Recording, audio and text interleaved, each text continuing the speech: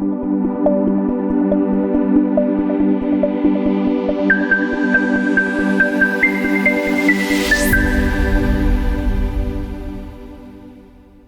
ustedes, Besat Hashem, en esta oportunidad, algo que tiene que ver con la Parshá semanal, con la lectura semanal que tenemos en esta semana,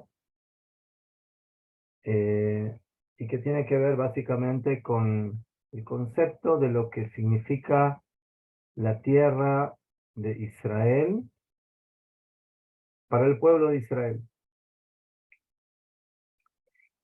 Eh, Generalmente cuando nosotros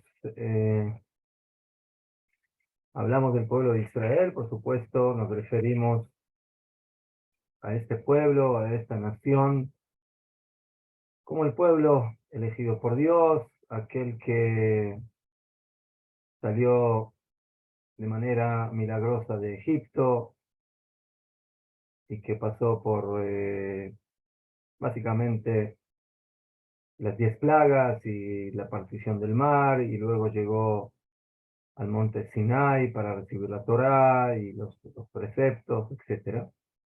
Y eso, por supuesto, nos formó como ente nacional, como pueblo. Pero cuando uno estudia la Torá, cuando uno estudia en general el Tanaj, entonces ve de que hay un tema preponderante, central, dentro de la historia de este pueblo, que es el concepto de Eretz Israel, de la tierra prometida, de la tierra de Israel, y que en realidad, si somos objetivos y si somos honestos, podríamos decir que prácticamente es lo más importante, eh, que ya desde el principio, cuando Dios se revela al primer hebreo, Abraham Avinu, lo primero que le dice es no cumplir la Torá, no cumplir preceptos, sino, y le dijo Hashem a Abraham, vete de tu tierra a la tierra que yo te mostraré. Y así, de esa manera, en aquella tierra haré de ti un gran pueblo, y te voy a bendecir, y tú serás bendición para las naciones. O sea, de alguna manera la premisa, podríamos decir así, la meta, la finalidad de este pueblo es poder traer bendición al mundo. La pregunta es cómo, de qué forma, de qué manera. Entonces, Hashem le da básicamente la receta con los componentes esenciales para poder llegar a esa meta. Y por eso lo primero que le dice es, antes que nada, tienes que apartarte del lugar geográfico en donde te encuentras ahora, en Ucasdim o en Harán, y te tienes que dirigir a una tierra que en esos momentos para nuestro patriarca Abraham era desconocida. Pero ahí te tienes que dirigir a la tierra que yo te mostraré, que al final, por supuesto, va a ser en un principio la tierra que se denomina la tierra de Canaán, la tierra de los cananitas, y luego iba a pasar a ser lo que nosotros llamamos y lo que se denomina la tierra, Sion, Eretz Israel, la tierra prometida, la tierra de Israel. Y por supuesto que esto es un tema que hay que entender. ¿Por qué es tan importante realmente tener como parte de nuestro plan espiritual de existencia, de influencia, tener una tierra específica, un lugar geográfico. Más, si añadimos a esto el hecho de que, por ejemplo, la Torá no fue entregada en Eretz Israel. La Torá fue entregada justamente en un lugar geográfico que básicamente no es un lugar geográfico, porque en el desierto es imposible vivir, es imposible desarrollarse por los aspectos climáticos y demás. Entonces, hay un gran interrogante que es analizado por los sabios de Israel. ¿Por qué la Torá se tuvo que entregar en el desierto? Hay respuestas sobre ese tema, pero no vamos a entrar en él porque es otro tema. Pero esa es la realidad. Entonces, aquí tenemos dos cosas. Hashem le dice a Abraham Avinu, mira, primeramente yo haré de ti una gran nación, y segundo, que a esa nación se le dará una tierra. Y ese es básicamente el pacto esencial que tiene Dios con los patriarcas de Israel. La Torá básicamente aparece más tarde, cuando, cuando Dios le dice a Moshe que tiene que liberar al pueblo de Israel. Entonces ahí, entre otras cosas, se le dice que ellos saldrán de la tierra de Egipto y me servirán en aquel monte, en aquella montaña, que es el monte de Sinai, y recibirán la Torá. Y por supuesto que ya nuestros patriarcas también cumplían Torá y empezaban a cumplir la Torá en diferentes dimensiones, como dicen nuestros sabios en los diferentes midrashim, de que nuestros patriarcas ya cumplían mitzvot, y por supuesto que ya estaban entrando en ese camino. Pero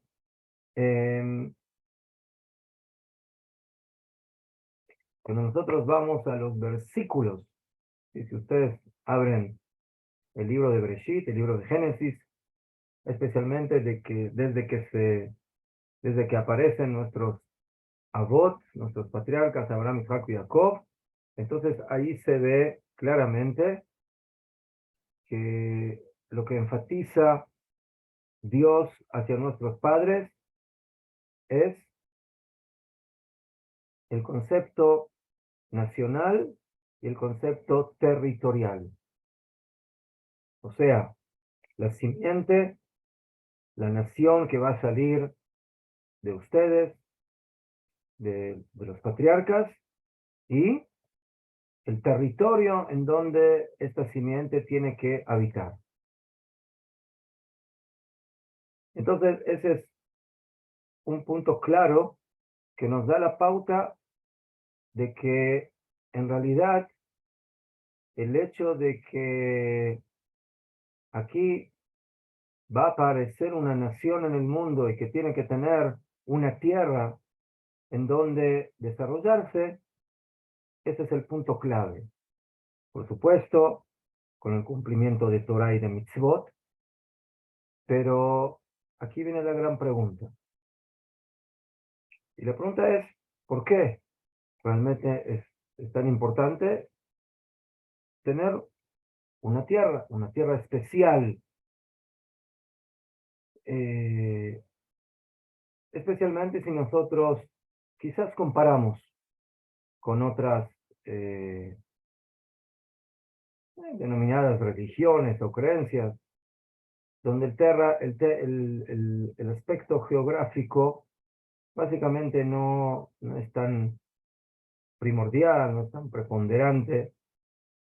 En otras creencias, bueno, estar aquí o estar allá, en este continente o en el otro continente o en el otro país o en este país, bueno, el musulmán, el cristiano, el hindú, sí, no importa en dónde se encuentre. El asunto es, bueno, respetar, ir de acuerdo sin entrar en, en qué tipo de religión, pero el tema territorial o geográfico es secundario y a veces hasta quizás totalmente irrelevante. Pero aquí el tema de la tierra es, como dije, básico. Si no, Hashem no lo hubiera ordenado a Abraham vino que lo primero que tiene que hacer es abandonar su tierra e irse a la tierra prometida. Entonces, eso significa de que aquí no estamos hablando de un tema secundario o que no tiene importancia, sino que es principal para poder cumplir con la meta y con la finalidad de este pueblo sobre la faz de la tierra.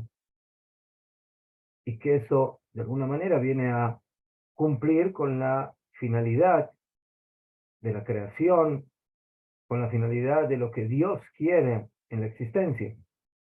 Y para que eso se logre, entonces se necesita un pueblo y una tierra. Muy bien. ¿Y qué sucede? Sucede que Dios, cuando salimos de Egipto, por medio de Moshe Rabbeinu, el pueblo de Israel es informado de que Hashem lo va a liberar, lo va a sacar de Egipto, los va a salvar de la esclavitud, del trabajo forzado, los va a tomar como pueblo, pero, como dice el versículo, Bebeti etchem, y los voy a traer a ustedes a la tierra. La parte de la promesa de la redención es llegar al final a la tierra de Israel. Esa es la meta, esa es la finalidad. Y eso es lo que tendría que haber sucedido, como dicen nuestros sabios, rápidamente después de salir de Egipto. Pero en esta parsha, en esta lectura semanal que vamos a leer este Shabbat en las sinagogas, tenemos la parsha del pecado de los espías. ¿Qué pasó? ¿Qué pasó con los espías? La Torá nos relata de que el pueblo de Israel se dirige a Moshe y antes de entrar en la tierra quieren mandar una comitiva que vaya a revisar, que vaya a ver qué pasa en esta tierra a la cual tenemos que próximamente entrar, ya después de haber recibido la Torá, y ver qué pasa allí. Entonces, de acuerdo a lo que leemos y vemos en los versículos, Dios le dice a Moshe, envía hombres que vayan a observar, que vayan a ver la tierra y que, bueno, que traigan su información. Se pone énfasis en uno de los primeros versículos que dice, manda, envía para ti. O sea, Dios le dice a Moshe, envía. Yo no estoy muy de acuerdo con esta comitiva, yo les prometí esta tierra y yo les prometí que los voy a apoyar en la conquista de esta tierra, porque en el momento que Dios nos promete que nos va a dar la tierra de Israel, pues por supuesto que nos promete, no, parte del juramento es de que nos va a ayudar a conquistar la tierra. Pero si ellos quieren investigar y observar de qué manera conquistar, qué es lo que hay que hacer, etcétera, bueno, entonces que lo hagan. Pero ya queda claro de que este paso de ir como espías a la tierra no está bien visto en los ojos de Dios, pero le digo, bueno, si eso es lo que ellos quieren, que van. El resultado final de lo que sucedió fue de que se enviaron 2 espías, uno representante de cada tribu, menos de la tribu de Leví, y básicamente tardan 40 días, ida y vuelta,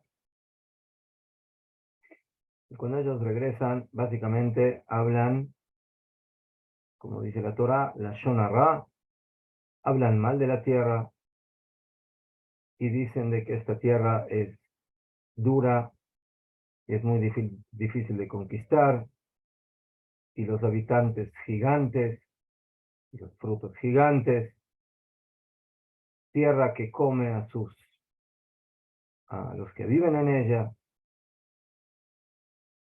Entonces, básicamente, ellos llegan con una información negativa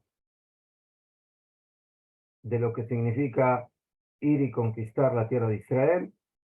Esto provoca el llanto, la queja del pueblo y básicamente la decisión de, bueno, si no podemos entrar en la tierra de Israel, ¿qué vamos a hacer? ¿Nos vamos a quedar aquí en el desierto? ¿Regresemos a la tierra de la cual salimos? Eh, Aparentemente se les olvidó todo el sufrimiento que tuvieron que pasar allí, pero bueno, eso es lo que al final sucede. Dios decide castigar a esta generación y básicamente lo que sucede es de que por cada día de los 40 días que les duró a estos espías ir y regresar y traer las calumnias y las mentiras y el lashon hara sobre la tierra de Israel, les va a costar 40 años que van a tener que deambular en el desierto, y básicamente toda la generación que sale de Egipto va a perecer en el desierto. Solamente aquellos menores de 20 años, básicamente los que van naciendo en, en el desierto, ellos, la nueva generación, va a poder entrar en la tierra, pero todos los demás, que básicamente fueron cómplices y participaron de este pecado, todos, sin excepción, van a morir. Hay 2 excepciones. Una excepción, que de los 12 espías, hay 2 que no comparten las calumnias. Caleb ben Yefuné, de la tribu de Yehuda, y Yehoshua bin Nun, de la tribu de Efraim, hijo de Yosef. Y ellos 2, básicamente, salen en contra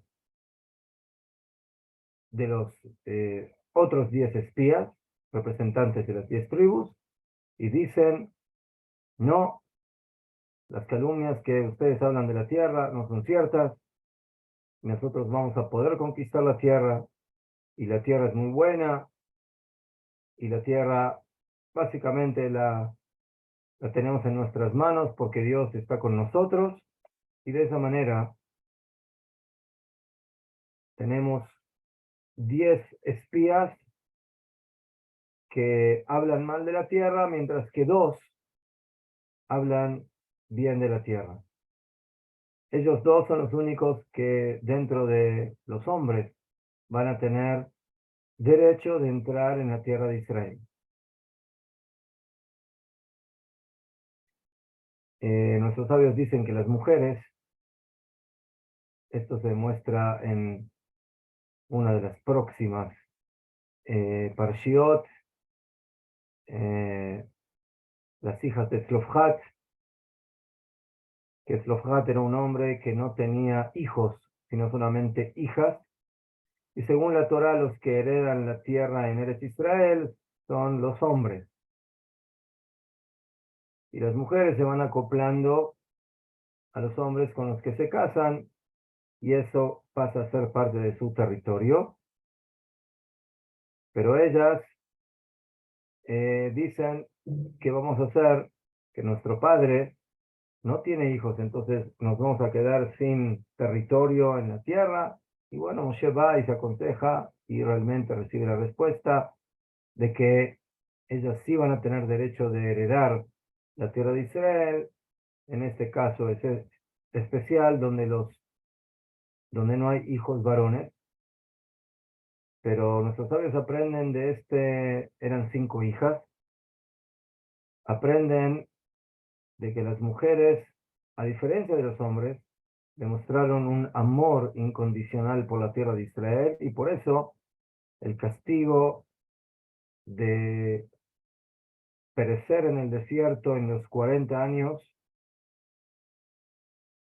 básicamente se aplica a los hombres y no se aplica a las mujeres. Entonces aquí hay una gran pregunta. Este castigo es terrorífico. O sea, imagínense una generación completa de cientos de miles de personas que de repente salieron de Egipto y ahora tienen que, básicamente están en búsqueda de su libertad, de su redención, ya recibieron la Torá y básicamente van marchando hacia la tierra prometida. Y de repente, en este pecado, se decreta básicamente una especie de decreto de aniquilación. Toda una generación completa va a morir en el desierto y no va a tener derecho de entrar en la tierra.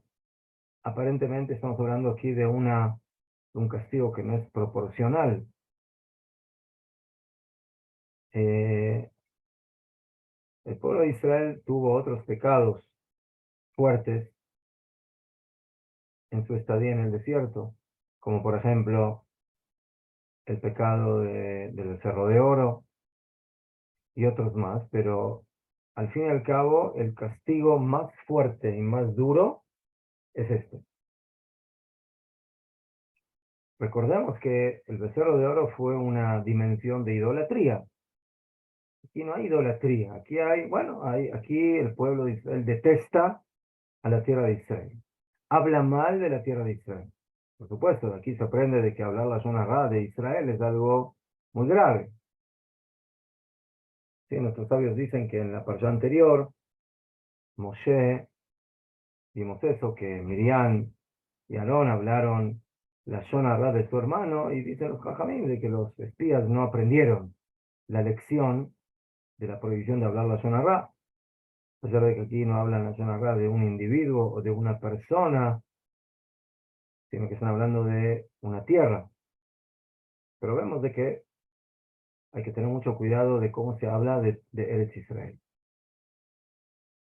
Entonces, vemos aquí otra vez la centralidad de esta tierra, la centralidad en la promesa divina a nuestros patriarcas, la centralidad de la generación que sale del desierto, que por detestar a esta tierra son castigados de que no van a poder entrar en la tierra y justamente sus hijos sí van a poder penetrar en ella.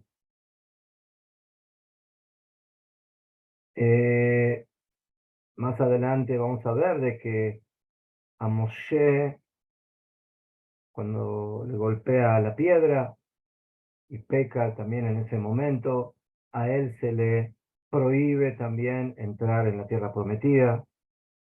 Entonces vemos otra vez cómo este punto es tan central, tan importante. ¿Por qué la tierra de Israel es algo sí? Porque es prácticamente una de las cosas más importantes que tenemos en nuestra Torah. Eh, Además de eso, tenemos que saber de que hay muchas mitzvot, hay muchos preceptos en la Torá que se pueden cumplir básicamente en cualquier lado y no hay diferencia en donde uno se encuentre, pero hay muchos preceptos que únicamente se pueden cumplir en la tierra prometida. Hay una gran cantidad de mitzvot que tienen que ver con la agricultura, con diezmos del producto del campo, el primer diezmo, el segundo diezmo, las primicias, em, el diezmo para los pobres, la esquina que hay que sacar del campo para dar a los pobres, y así sucesivamente. Tenemos la mitzvah del año sabático. Una vez cada 7 años la tierra de Israel tiene que descansar y no se la puede trabajar. Y todas esas mitzvot son solamente relevantes en Eretz Israel,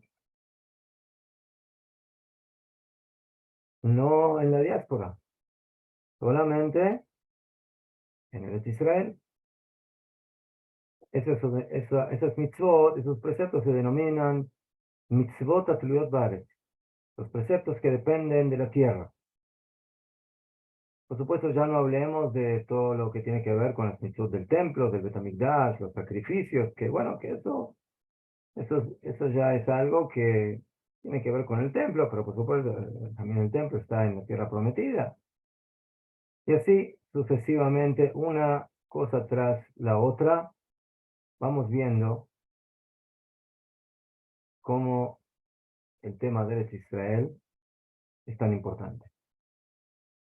Por otro lado, también nuestros sabios dicen de que es una mitzvah vivir en la tierra de Israel, habitar en la tierra de Israel, desarrollar a esta tierra, construirla.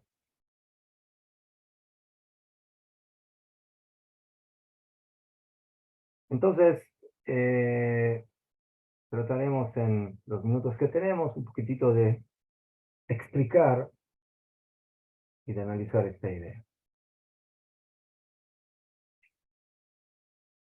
Cuando nosotros hablamos de la vida de un pueblo y cuando hablamos de lo que significa manifestar la presencia divina en la existencia, entonces nos tenemos que remontar básicamente a la creación. Dios creó al mundo y básicamente nos creó a nosotros, a los seres humanos, a los animales, a los vegetales, a la tierra, a los mares, todo lo que Dios creó. Y por supuesto de que hay un motivo por el cual Dios hizo todo esto. Nos podemos preguntar qué le faltaba a Dios antes de la creación. Antes de la creación no había creación. Bereshit bara Elohim, en el momento del comienzo, cuando Dios crea, eso significa que antes de la creación no hay creación. Entonces, ¿qué hay? ¿Qué hay antes de la creación? Básicamente lo que hay es nada. ¿Qué es nada? Nada es nada, absolutamente nada. No hay espacio, no hay tierra, no hay planetas, no hay mundo, absolutamente nada. Para ser más exactos, hay solamente una cosa, Dios. Dios. Pero Dios decide crear. Y cuando decide crear es por un motivo. La pregunta es, ¿cuál es el motivo? Entonces, esta es otra pregunta filosófica muy profunda. Pero en forma general, Dios desea crear la existencia porque Dios es la esencia del bien y el bien quiere hacer bien, pero tiene que tener a quien hacérselo. Si una persona tiene un gran corazón, tiene un corazón de oro, un corazón bondadoso, un corazón dulce, y quiere brindarse, pero no tiene a quién brindarse, entonces, ¿qué va a hacer? Todo ese corazón va a quedar básicamente sin poder utilizarse, sin poder manifestarse. De alguna manera, por supuesto, salvando las diferencias, Dios también, Dios es puro bien, pura bondad, y Él quiere darse, pero no tiene a quién. Entonces, Dios crea un mundo para poder brindarse a Él y dar de su bien y dar de su luz. Y de ahí básicamente comienza todo. Hasta que Dios crea al hombre y luego se va dando la historia hasta que en un cierto momento, después de que el hombre pecó y las próximas generaciones y otra generación que peca en el diluvio y en la Torre de Babel, etcétera, hasta que Dios decide de que hay que, de alguna manera, salvar a la existencia y permitirle a la existencia recibir la luz divina. Y por eso Dios capta a ciertas personalidades que tienen esa capacidad. La primera se llama Abraham, la segunda se llama Isaac, la tercera se llama Jacob, y desde ese momento Dios decide, por supuesto todo lo que estoy diciendo es de manera muy general, de que por ahí, por ese vehículo, por medio de esa plataforma, Dios va a poder brindar de su bien a la existencia. Básicamente, por medio de su embajador, que es Abraham, Isaac, Jacob y su simiente. Pero para que eso pueda suceder y para que esa luz divina se pueda manifestar al mundo y el mundo pueda conocer la grandeza de Dios y el apego a Dios y el camino de la verdad y el camino de la luz y el camino del bien, se necesita primeramente un ente nacional que va a ser el pueblo de Israel, pero por otro lado, se necesita que ese pueblo tenga una plataforma terrenal, geográfica, en la cual pueda desarrollarse y manifestar y revelar la palabra de Dios.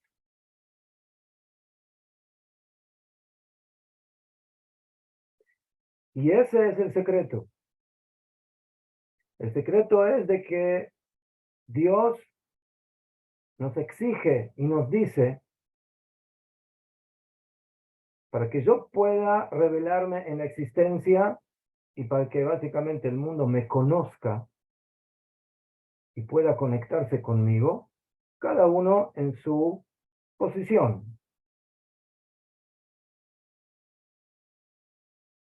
El pueblo de Israel en su posición, las naciones del mundo en su posición, pero tiene que haber un centro. Y ese centro es del pueblo de Israel en la tierra de Israel.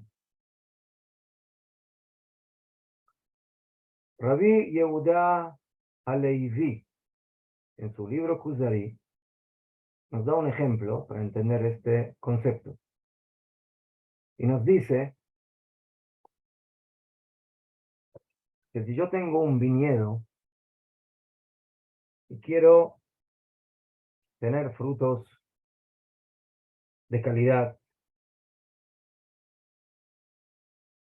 en cantidad, frutos dulces, frutos que den buen vino, Entonces, la uva necesita un clima, un terreno especial en donde sea plantado el viñedo, y solamente en esa geografía y en ese lugar, con ese clima, realmente vamos a poder sacar los frutos más sabrosos y más dulces y de mejor calidad.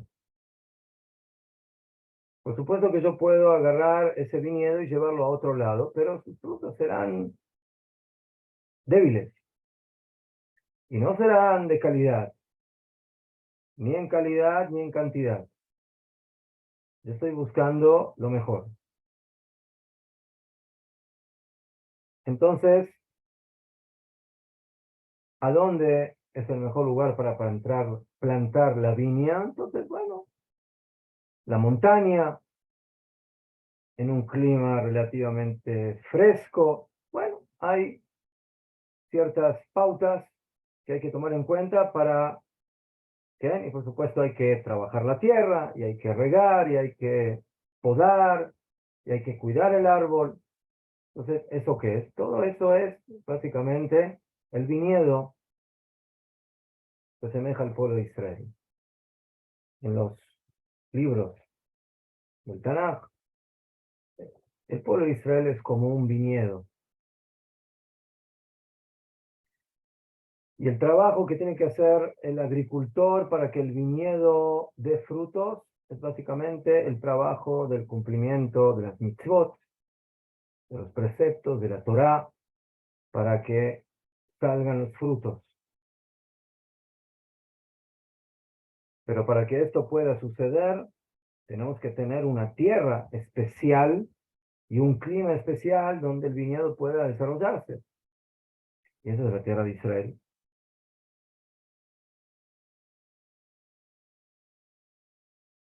Y por eso es tan necesario que cuando se habla de la redención final de la Geulah, se habla de varios puntos, y uno de los más importantes es de que el pueblo de Israel tiene que regresar a su tierra.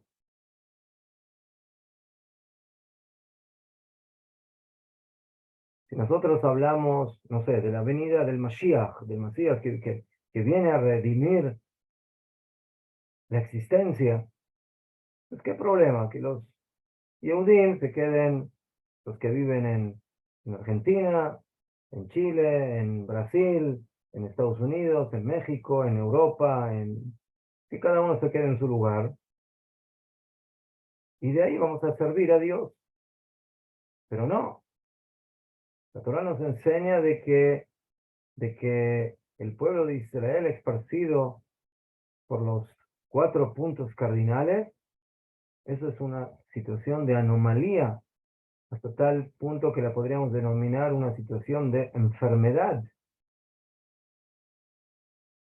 La naturaleza de este pueblo es estar reunido en su tierra, y por eso parte de la promesa divina es de que Dios va a reunir a todo el pueblo de Israel de los 4 puntos cardinales y los va a llevar a la tierra de Israel, porque ahí es donde se va a poder llegar a la meta final.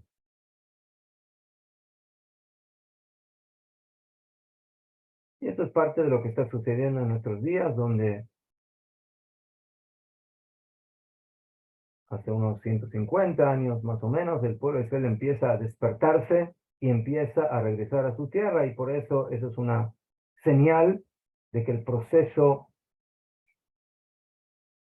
de la redención final de nuestro pueblo, del pueblo de Israel y del mundo en general, ya está en movimiento, y está en un movimiento bien avanzado. Pero para eso se necesita una geografía, se necesita una tierra.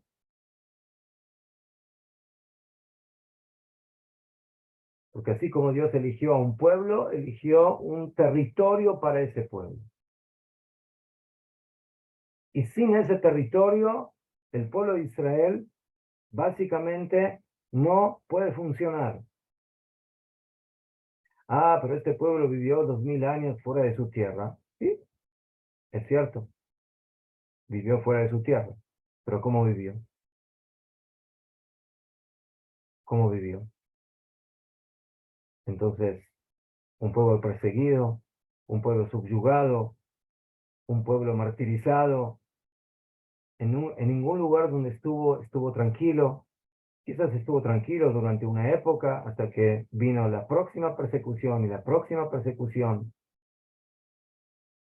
En los libros de los profetas, la estadía del pueblo judío fuera de su tierra se denomina profanación del nombre de Dios. Las naciones del mundo dicen, ¿cómo? ¿Este es el pueblo de Dios? ¿Que vive fuera de su casa? ¿Que vive en la calle?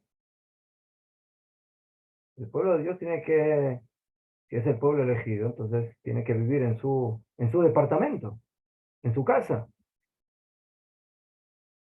Entonces, ¿qué hace este pueblo aquí, echado de su tierra? Y por eso, para nosotros, que el pueblo de Israel vive fuera de Eretz Israel, es un castigo. Es una señal de que estamos en una situación que no es la normal.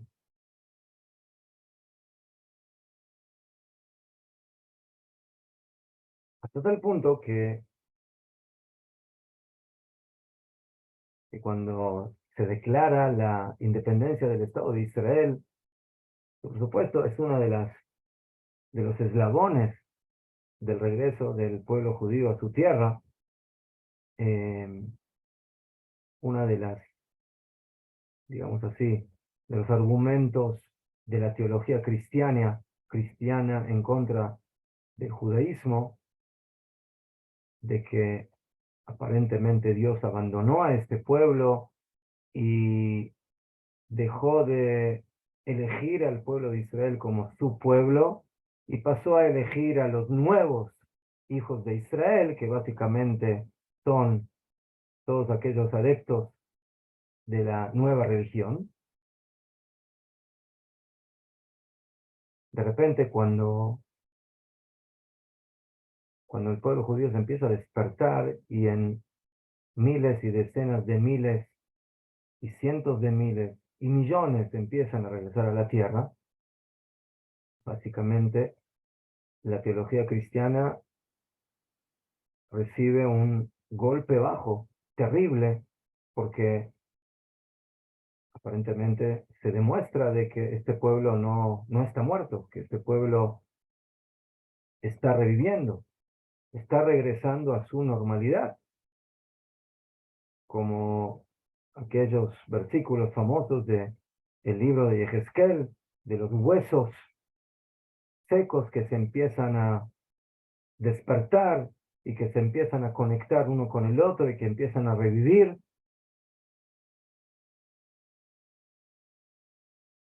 Pero, ¿cómo se manifiesta esa resurrección? La resurrección se manifiesta cuando el pueblo de Israel empieza a regresar a su tierra. Y esto es algo que no tiene parangón, que no tiene, históricamente hablando, muy difícil de poder aceptar o comprender qué pueblo que fue echado de su tierra, si hay algún pueblo así como el pueblo de Israel, después de 2000 años, de repente se acuerda de que tiene una tierra a la cual regresar. Si esto no fuera parte del plan divino, de la redención, de que la palabra de Hashem debe manifestarse en el mundo de esta forma, entonces, ¿cuál es el gran episodio de este regreso? Entonces, ese es el punto de que esto es algo tan importante, tan esencial, de que esto es lo que tiene que suceder, porque si no va a suceder de que este pueblo regrese a su tierra, entonces lo demás no puede seguir avanzando. Primero hay que recuperar el vínculo del pueblo con su tierra. Porque si no hay este vínculo, si no hay esta relación, todo lo demás no va a funcionar. Primero hay que volver a la casa. En la casa, ahí vamos a empezar a limpiar, a ordenar, a edificar, a reconstruir, a arreglar lo que hay que arreglar, que son muchas cosas y que no es fácil. Gente que viene de tantos países diferentes, de tantas sociedades y culturas.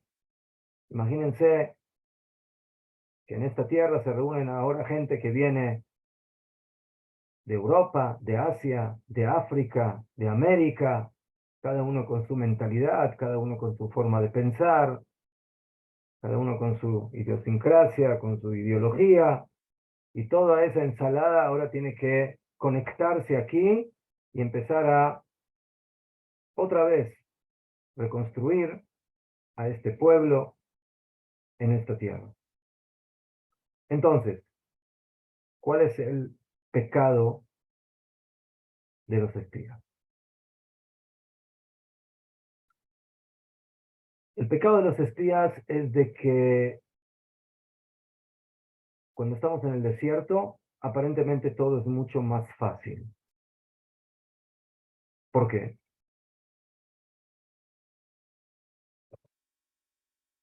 Porque tenemos el maná. ¿Qué es el maná? La comida.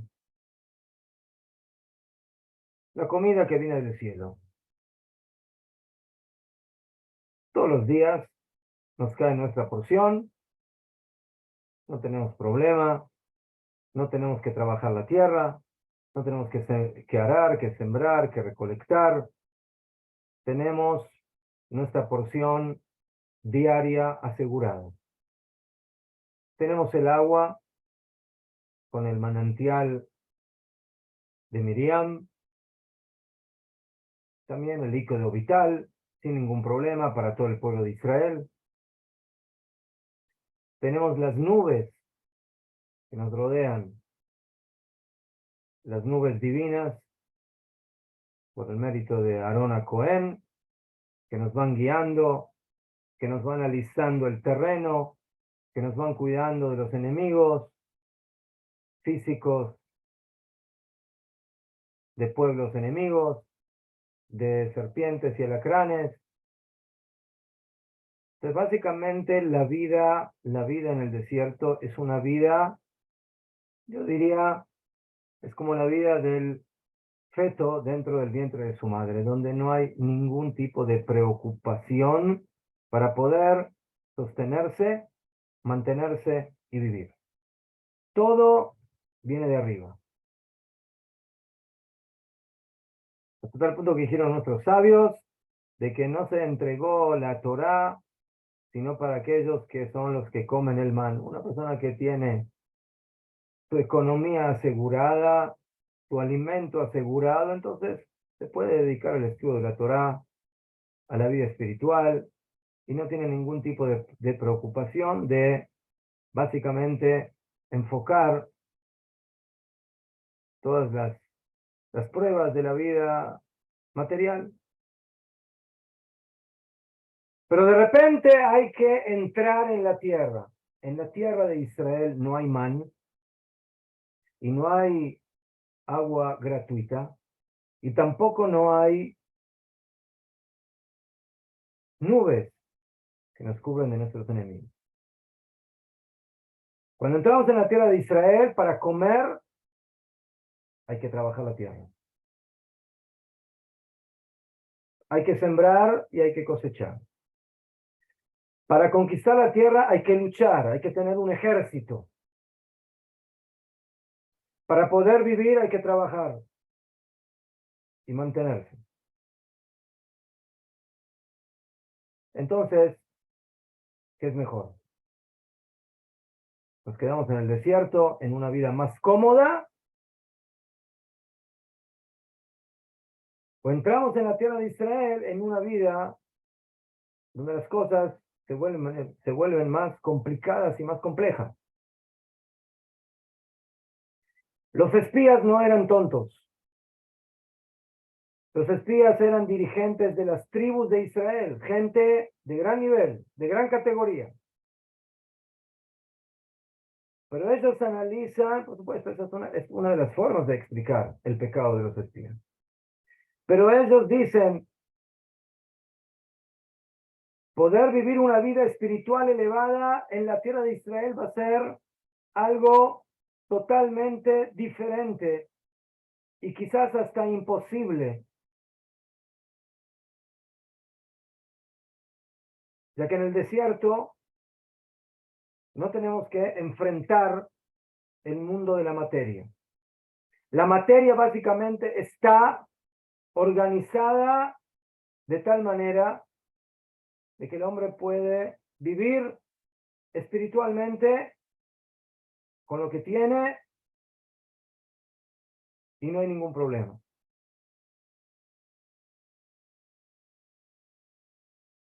Esa es la generación del desierto.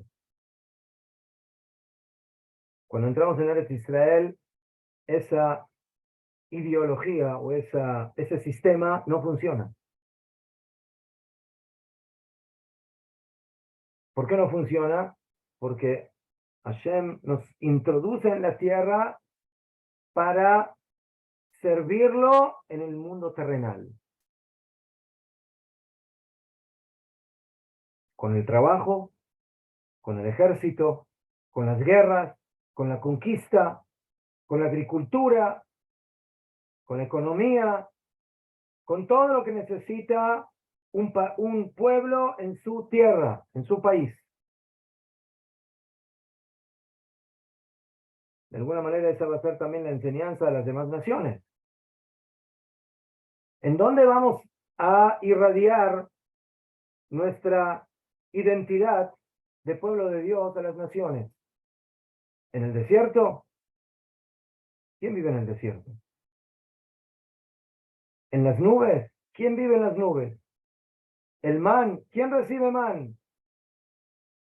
El agua que va deambulando con nosotros de un lado al otro, ¿quién recibe esa agua?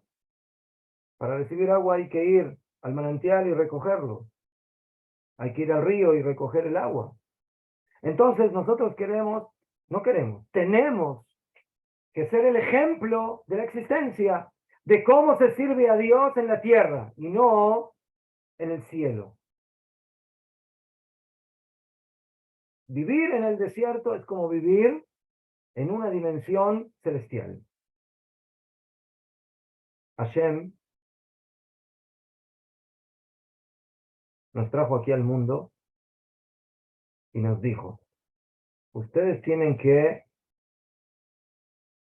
entrar en la tierra de Israel para servirme a mí por medio del mundo terrenal. Dios quiere que lo conozcan aquí, en la tierra, en la agricultura, en una guerra, en el dinero, en el trabajo, en la comida. Esa es la meta, la finalidad que tiene este pueblo. Nosotros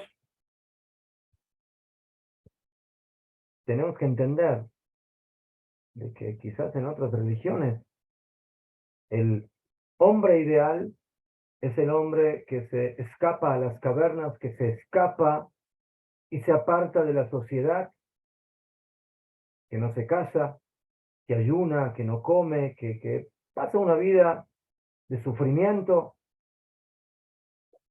de abstinencia. El ideal de la Torah no es el de la abstinencia, sino de todo lo contrario, de servir a Dios por medio de la materia. Ah, pero la materia es peligrosa. Sí, no es peligrosa. Es un arma de doble filo. ¿Por qué es un arma de doble filo? Porque la pregunta es si tú dominas a la materia o la materia te domina a ti. Si tú la manejas o ella te maneja a ti. Entonces, cuando hablamos de tierra, hablamos de eso. Necesitamos un terreno, necesitamos una geografía. ¿Por qué?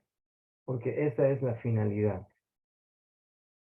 Porque es cierto, aparentemente, de que la ideología de los espías era de que cómo vamos a servir a Dios en un lugar donde tenemos que trabajar los campos y tenemos que salir a la guerra y tenemos que luchar contra gigantes.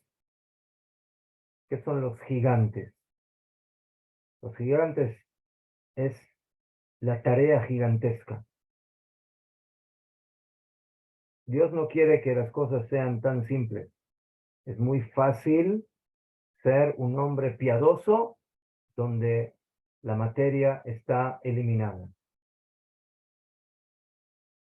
Pero Dios quiere que lo sirvamos no donde la materia está eliminada, sino donde la materia se manifiesta en todo su esplendor, como en la tierra de Israel, donde hay frutos gigantescos, donde hay gigantes con los cuales tenemos que luchar, pero que los vencemos. Porque al final el alma tiene que guiar al cuerpo, pero no tiene que vivir separado del cuerpo. El cuerpo es parte de la creación divina y con él servimos a Dios. Y por eso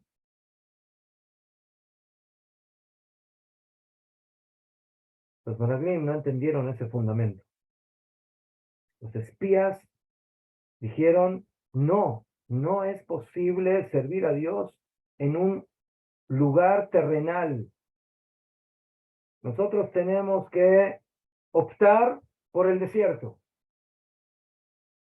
En el desierto no tenemos que trabajar, no tenemos que esforzarnos en el mundo físico y eso no nos va a mermar en nuestro servicio a Dios.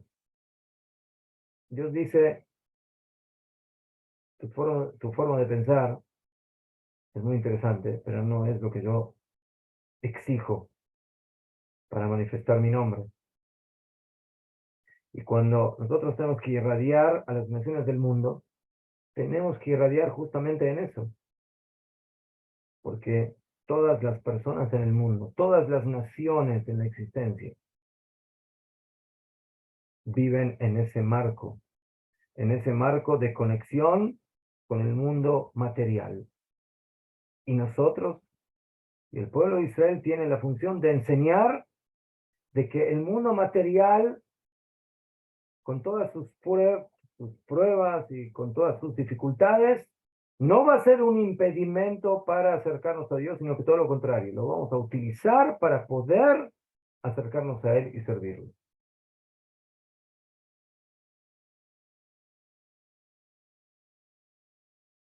Y por eso, en la continuación de esta lectura semanal, encontramos una mitzvah, un precepto muy interesante, que es la mitzvah de la jalá. ¿Qué es la jalá? Tenemos una masa, harina con agua, y de esa harina con agua tenemos que sacar una parte y dársela al Cohen. Y esa parte se denomina jalá, y esa jalá es un alimento santificado. Y el Cohen, el sacerdote, lo tiene que comer con pureza. ¿De qué estamos hablando aquí? De una masa. ¿Qué es una masa? Una masa es harina con agua. Harina y agua son dos componentes, que uno representa el cuerpo y el otro representa el alma. La harina representa el cuerpo, el agua representa el alma. Los dos se juntan, apartamos una porción y esa porción es santificada y es entregada a los sacerdotes para que ellos la consuman con santidad, con cuerpos santificados, puros. Esa es básicamente la idea de la tierra de Israel. La tierra de Israel significa de que sí, es tierra, es harina, pero es una tierra que tiene alma y que por medio de ella podemos servir a Dios. Y no tenemos que tenerle miedo a esa tierra, que aparentemente nos puede llevar a la corrupción o al alejamiento en lugar de que tú manejes la tierra, que la tierra te termine manejando a ti. Y es cierto que en muchas épocas eso fue lo que sucedió, y el pueblo de Israel al final terminó abandonando el camino de Dios en la idolatría y en otras cosas. Pero bueno, ese es el precio que hay que pagar para hacer lo que hay que hacer. Es como una persona que diga, bueno, ¿para qué me voy a casar y voy a tener hijos? Educar a los hijos es muy difícil. ¿Y qué pasa si los hijos van a salir mal? Y van a salir mal educados. Y van a salir holgazanes. ¿Para qué tengo hijos? Mejor no tengo hijos. Mejor no me caso porque si me caso es muy difícil tener una vida familiar, una vida de pareja, etcétera, etcétera. Mejor. Las cosas, los ideales de la vida son duros, son difíciles. Pero en eso hay que trabajar. Porque eso es lo que Dios quiere. Y por eso Dios dice, trabaja, cásate, ten hijos, edúcalos.